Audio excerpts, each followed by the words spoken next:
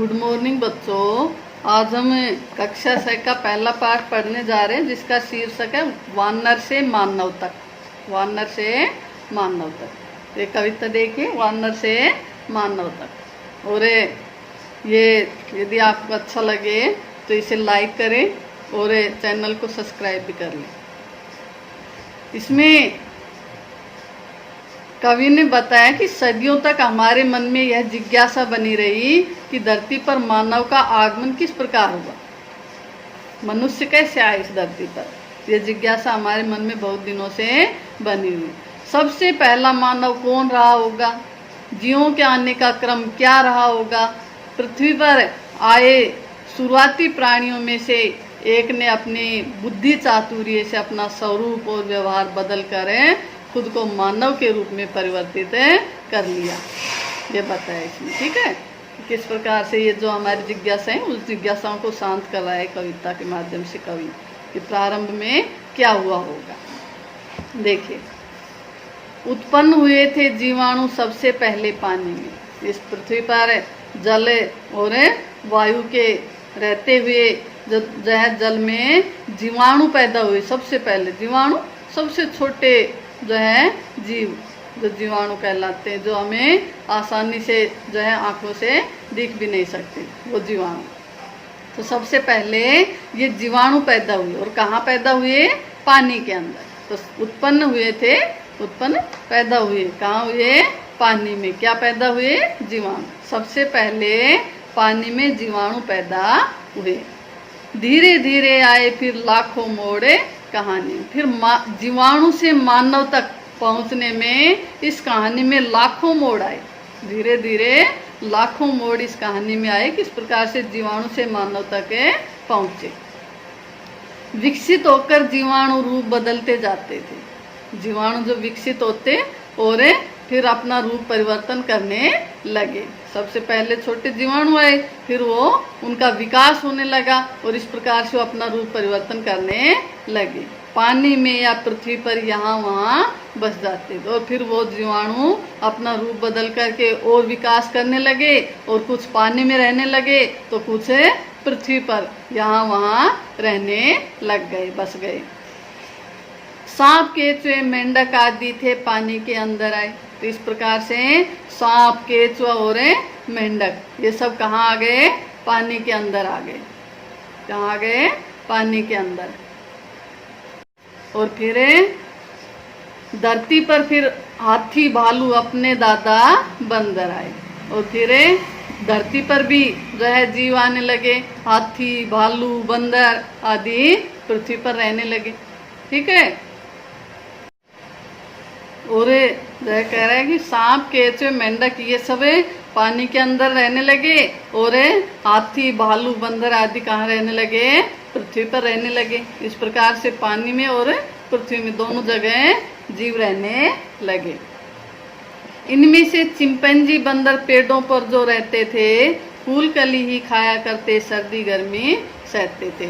इन जीवों में चिंपैंजी बंदर थे जो पेड़ों के ऊपर रहा करते थे और जो है फूल कली आदि खाया करते थे और सर्दी गर्मी को सहने करते थे। यानी इनका अपना कोई घर नहीं था, पेड़ों पर रहते और वहाँ सर्दी गर्मी सहते रहते थे। इस जो है कौन से बंदर है?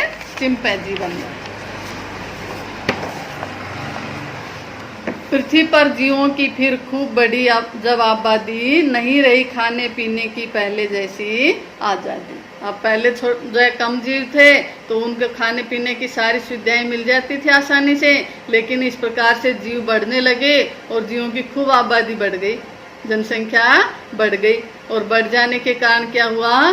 खाने पीने की अब पहले जैसी आज़ादी नहीं रही। यानी अब प्रयास करने लगे, खाने पीने के लिए जो है अधिक प्रयास करने लगे।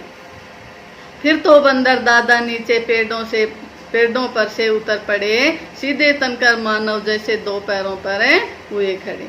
फिर बंदर दादा ने क्या किया, तो चिंपैंजी बंदर जो वृक्षों पर रहते थे अब उन्हें पेड़ों से उतरना पड़ा, क्योंकि अधिक जीव जंतु हो जाने से खाने पीने की आसानी से सुविधा नहीं हो पाती थी, इसलिए और अधिक मेहनत करने के लिए वो पेड़ों से उतरे और फिर मेहनत करने के लिए तनकर सीधे खड़े हो गए, यानी दो पैरों के ऊपर, पीछे वाले दो पैरों पर खड़े हो गए।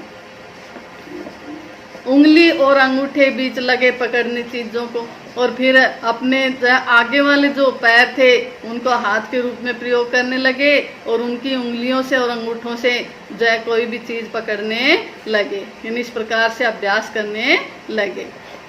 छोड़ दिया बंदर दादा ने पीछे सारे जीवों को, और इस प्रकार से बंदर ने सभी जीवों को पीछे छोड़ दिया, यानी सबसे ज्यादा विकास किसने किया, बंदर ने किया। बंदर से ही मानव की होती शुरू कहानी है, बात नहीं पर ताजी है ये लाखों साल पुरानी है। इस प्रकार कह रहा है कि उसी बंदर से मनुष्य की कहानी शुरू होती है, यानी चिंपैंजी बंदर से ही मनुष्य का विकास हुआ है।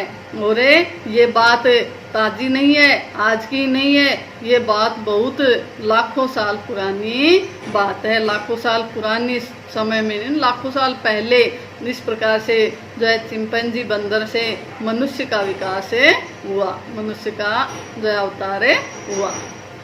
तो ये थी आपकी कविता जिसमें बताया किस प्रकार से इस धरती पर सबसे पहले मनुष्य का विकास हुआ, मनुष्य कैसे आए और कैसे जीवन यापन करने लगे।